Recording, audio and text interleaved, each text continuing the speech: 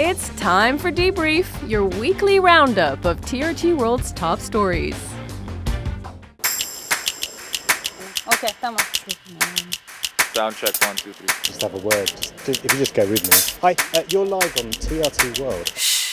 Turn now to Iran, where there have been media reports that the elite Iranian Revolutionary Guard Corps, or IRGC, has deployed anti-ship ballistic missiles and other weapon systems to counter a potential attack coming from the United States. This is after Washington sent the USS Abraham Lincoln carrier strike group to the Middle East on Monday. The United States says that Iran should have no plans for enrichment, should hand over its stockpile of enriched uranium. We know that Iran has more than 400 kilograms stockpile of highly enriched uranium and is refusing to hand it over.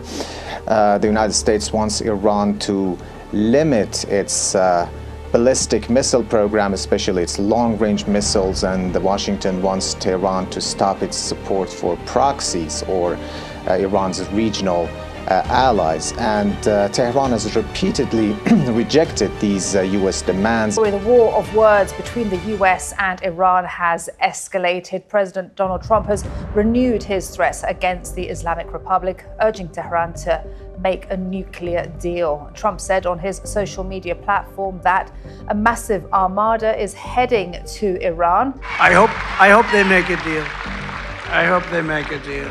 They should have made a deal the first time they'd have a country. Meanwhile, the US Secretary of State Marco Rubio has said that Iran is at its weakest point ever. And the core problem they face, unlike the protests you saw in the past on some other topics, is that they don't have a way to address the core complaints of the protesters. The EU has designated Iran's Revolutionary Guard a terrorist organization. Then we are talking about Middle East. Of course, there the main topic is Iran. We are putting new sanctions on the list. Iran's foreign minister hit back, warning Iranian forces would respond forcefully with their fingers on the trigger to any US military operation.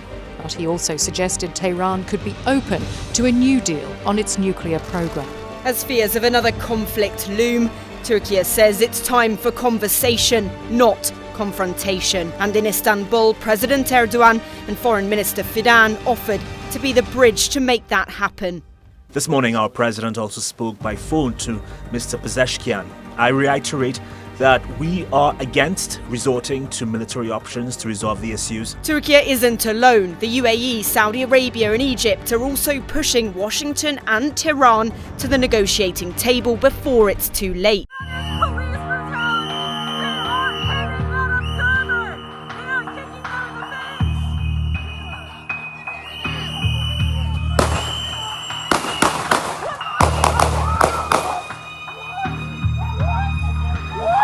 A 37-year-old man has been shot dead by federal immigration agents in Minneapolis. This is the moment it happened. We just saw a video of more than 6 masked agents pummeling one of our constituents and shooting him to death. An individual approached U.S. Border Patrol agents with a 9mm semi-automatic handgun. The agents attempted to disarm the individual, but he violently resisted. Fearing for his life and the lives and safety of fellow officers, a Border Patrol agent fired defensive shots. I've seen the videos from several angles, and it's sickening. As I told the White House in no uncertain terms this morning, the federal government cannot be trusted to lead this investigation. The state will handle it, period. The state governor accused the president and his officers of a campaign of terror. Many Minnesotans agree. Tens of thousands of people have taken to the streets in recent weeks in angry demonstrations. President Trump has accused the city's mayor and state governor of inciting an insurrection and has accused local authorities of a cover-up to hide theft and fraud without providing evidence. He says Waltz and Frey are responsible because of their pompous, dangerous and arrogant rhetoric. The survey shows President Trump is losing support across the country. More than half of Americans disapprove of his policies and his leadership style as president, while 43.2% approve. And more than 51% say the presence of immigration and customs enforcement agents in communities has caused more harm than good. Public criticism of the Trump administration by Republican lawmakers is still relatively rare. But behind the scenes in Congress, it's understood that many more of the party's members are angry at how the immigration crackdown is playing out. They're particularly concerned about how it might affect their prospects in November's midterm election. The question is whether any of them will now join with the Democrats to oppose additional funding for the Department of Homeland Security, which oversees the Immigration Enforcement Agency, ICE. If the budget isn't passed, the US will be heading for another government shutdown.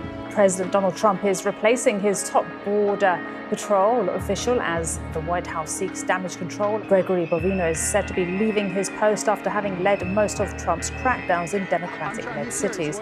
Now, he'll be replaced by the so-called border czar, Tom Homan. Donald Trump says he's de-escalating a little bit, his own words. But another issue for Trump. Pretti was legally carrying a gun that apparently never went off. Gun rights groups, long supporters of Trump, say that's not a problem. But Trump continues to frustrate them with comments like this. I don't like that he had a gun. I don't like that he had 2 fully loaded magazines. That's a lot of bad stuff. 2 federal agents have been placed on leave. This is over the shooting of the Minneapolis nurse Alex Pretti. Trump and I, along with others in the administration, have recognized that certain improvements could and should be made. That's exactly what I'm doing here. Funding deal has been reached in the US Senate to avoid another government shutdown, but the Department of Homeland Security will only get money for the next 2 weeks. Lawmakers are still negotiating on whether to impose tighter restrictions on the department's immigration enforcement agents. And here's even more stories with the news in brief.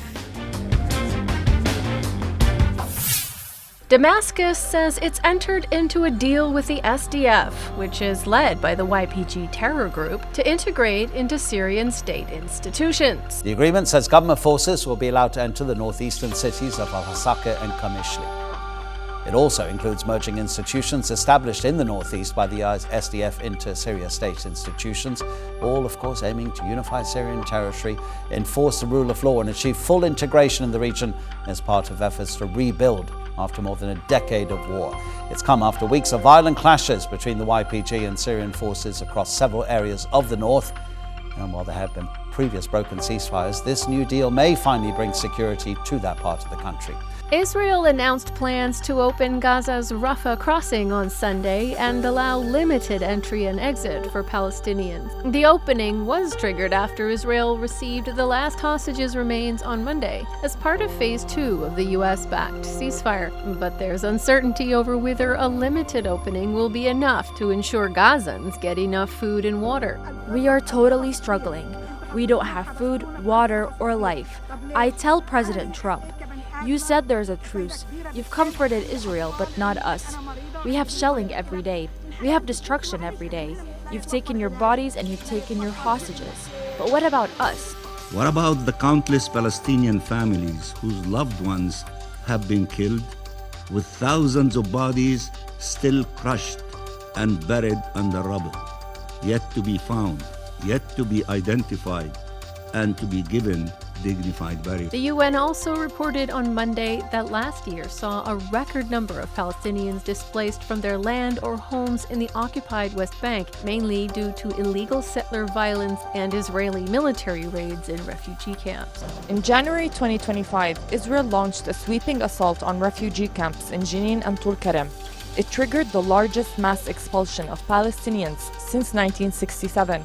Within weeks, more than 40,000 people were forced onto the streets. On Tuesday, U.S. President Donald Trump weighed in on Iraqi political affairs, threatening to pull Washington's support if candidate Nouri al-Maliki is elected president. Trump described it as a very bad choice and referred to al-Maliki's last time in power as total chaos. Al-Maliki replied on X the next day, rejecting U.S. interference in Iraq's internal affairs. Trump's threats came days after U.S. Secretary of State Marco Rubio told current Iraqi Prime Minister Mohammed Shia al-Sudani that a government controlled by Iran cannot successfully put Iraq's own interests first or advance U.S. Iraqi interests. As for potential leverage, the U.S. has had de facto control of Iraq's oil export revenues since 2003. They make up 90% of Baghdad's state budget.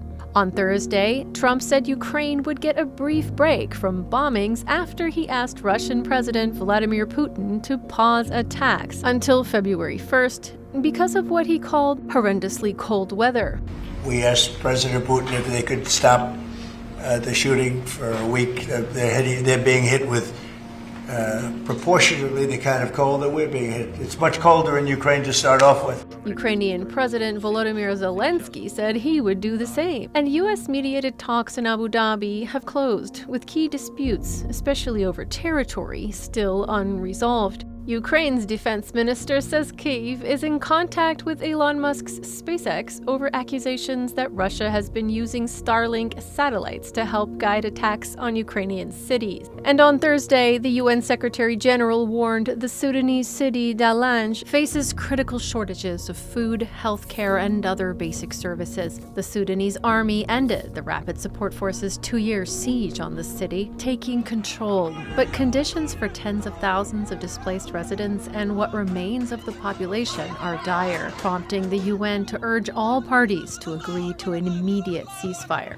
And airports across South Asia, China, and India have set up enhanced health screening measures to stop the spread of the Nipah virus. The precautions are in response to 2 people confirmed infected in late December with Nipah in India's West Bengal state. It spreads from animals to humans, contaminated food, especially date palm sap enjoyed by infected bats, and from person to person. The virus is spooking many because 40 to 75% of those infected don't survive. Symptoms include severe respiratory disease, fever, headache, brain inflammation, convulsions, mental confusion, and personality change. There are also no approved treatments, vaccines, or cures for Nipah. The tightened measures come ahead of the Chinese New Year. It is not airborne.